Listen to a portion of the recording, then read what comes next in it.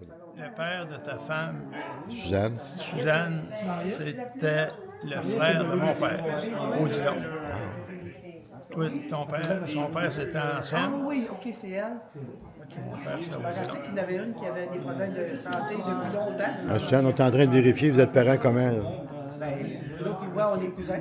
OK. Parce que toi, vous avez même une sœur française. Vous autres, vous arrivez de Grimby? Oui, parce qu'il était parti en croisière. Vous êtes partis à quelle heure? 8 heures. Lui, c'est la sœur, c'est le frère. Hélène. Il est ressourd, là. Vous restez à Pied-Civil, vous autres? C'est à Saint-Ferdinand, là. Ah, C'est à Saint-Ferdinand. OK, c'est Saint-Ferdinand. Ah, Saint-Julien. C'est Claudette, hein? Bonjour, ma grande. Bienvenue à votre réunion. Donc, vous voyez, c'est pas la COVID, là.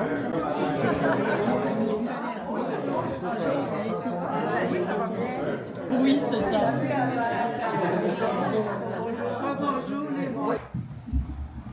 Ce que j'avais pensé, c'était un petit peu de faire une révision de la vie de Lorette.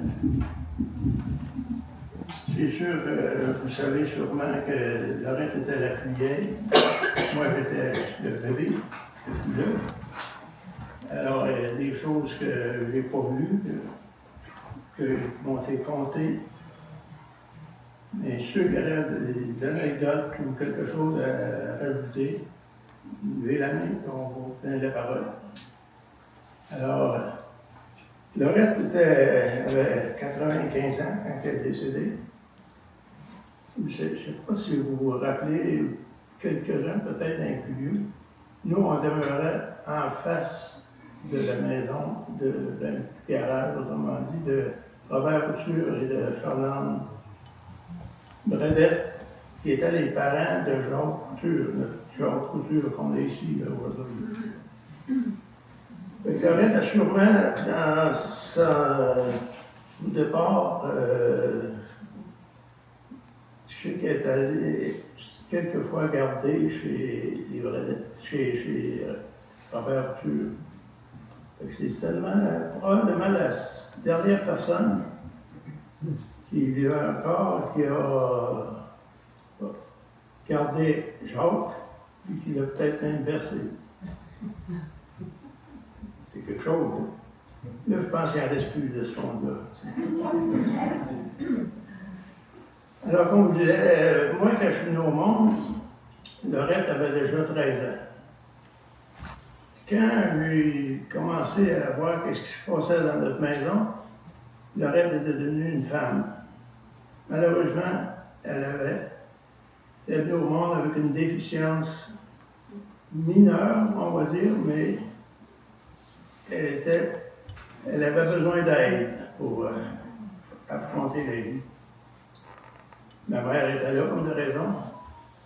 Fait que Lorette, moi, quand j'ai eu connaissance de ce qui se passait dans la maison, Lorette aidait ma mère, parce que chez nous, on était 9. Ma mère a eu une pouponnière, et en plus, elle gardait des poules. Fait qu'il y avait de l'ouvrage pour une autre personne. C'est Lorette qui aidait à ma mère. Je pense que c'est pas mal comme ça que ça s'est passé au début. Mais Lorette a eu raison. Là, on était 9, que tous ceux qui étaient entre moi et elle, elle a eu raison d'eux. C'est-à-dire, Claude est parti, Jean-Guy, Marcel, Yves, Gisèle, Agathe et Mariette. Fait qu'on tombait juste deux, moi et Lorette.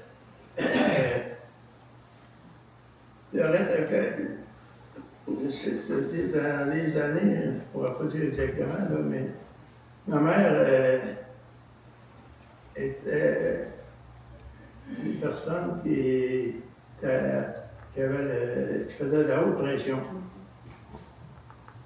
Puis, un jour, elle a fait une crise, il s'est ramassé à l'hôpital, il était paralysé.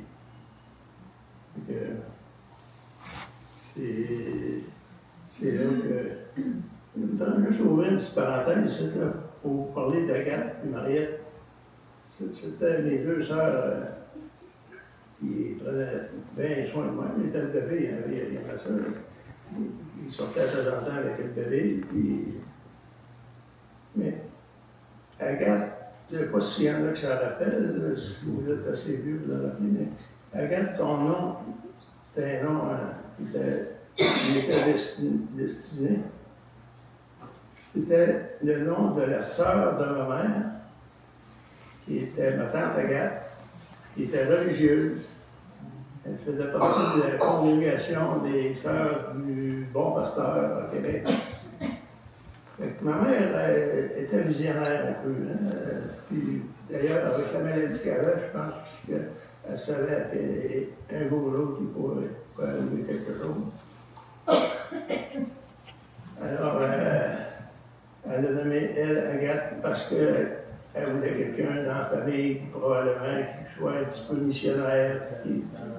Comme raison dans le temps, les religieuses, c'était des missionnaires. Ma tante Agathe en était une. Alors, c'est ça pour ça qu'Agathe a été nommée Agathe. Puis en même temps, ben, elle l'a équipée d'un grand cœur. Agathe, c'était la personne qui voulait aider à tout le monde. C'est ce qu'elle a pu faire assez vite. Ma mère est morte jeune. Elle a fait, il disait dans le temps qu'elle a fait une embolie. On va trouver on un ACV, je ne sais pas, là, je ne connais pas ça, mais elle est allée à l'hôpital, puis dans le temps, là, des peutes, là, des massothérapeutes, toute sa gang de peutes, là, il n'y en avait pas bien dans ce temps-là. Fait que, probablement, tant qu'elle n'a pas réalisé la première fois, à l'hôpital, ils ont sûrement aidé un petit peu. Puis, quand elle revenait à la maison, je sais qu'il n'y a pas eu d'aide, il n'y a pas eu personne qui est venu faire des traitements pour sa paralysie. Fait que ma mère, là, je pense qu'à ce moment-là, que c'était Mariette et Agathe qui ont pris charge de la maison. Puis, j'ai fait l'enlever, en tout cas, ma mère a fait une autre crise. Elle est retournée à l'hôpital, mais là, elle n'est pas revenue. Elle est décédée en 1960. Elle avait 54 ans. C'était assez jeune. Fait que Lorette était toujours à la maison. Ça devenait un problème. Je ne sais pas comment ça s'est passé dans le temps, mais c'est probablement Agathe, Mariette et mon père qui ont décidé de la mettre sur la curatelle. Là, la curatelle, c'est dans le temps, je dis qu'il n'y avait pas grand moyen pour ces personnes-là. Ils l'ont placé dans des familles d'accueil. Ouais, ça existe, je pense, encore aujourd'hui, mais je ne sais pas si vous savez. Lorette est allée dans plusieurs familles d'accueil. C'est toujours sous la supervision d'Agathe, parce qu'Agathe avait eu tout ce qu'il fallait de sa mère pour s'occuper d'elle. Alors, Lorette a fait plusieurs familles d'accueil. Michel, justement, il disait qu'il avait déjà été la chercher à Saint-Pierre-Baptiste pour l'emmener voir, pour l'emmener passer une journée avec eux autres. Moi, je ne me rappelle pas de celle-là. Une fois que je me rappelle, je l'ai vu à Granby. Il était dit que Lorette n'était pas de l'air mieux qu'il faut. Après ça, elle a fait d'autres maisons. La dernière maison qu'elle a faite, c'était Black Lake. Madame Dufour, que Madame Côté a bien connu. Là, c'est encore pareil. C'était un petit peu mieux peut-être, mais Lorette n'a pas chez lui. Et, à un moment donné, il faut avoir de chez nous. Ça fait bien quand on dit on va s'en aller chez nous. Elle, c'était pas ça, il n'y avait plus de chez eux. Mon père a décidé de fermer la maison. Fait que, il n'y avait personne à pont de Lorette dans l'heure. Et puis, mais, un jour, comme tout s'arrange, on pourrait dire, Madame Dufour, elle prenait des congés de temps en temps, puis elle faisait garder Lorette. Elle la faisait garder dans une maison spécialisée pour ce genre de maladie-là. Et ça arrivait à quelques reprises. Lorette allait passer une journée ou deux à la résidence, la résidence de Julie Gagné. Puis elle était bien heureuse. Une fois, elle a été 2 ou 3 semaines chez Julie. Là, quand elle est venue pour retourner chez Mme Dufour, ça ne marchait pas partout. Elle ne voulait pas s'en aller.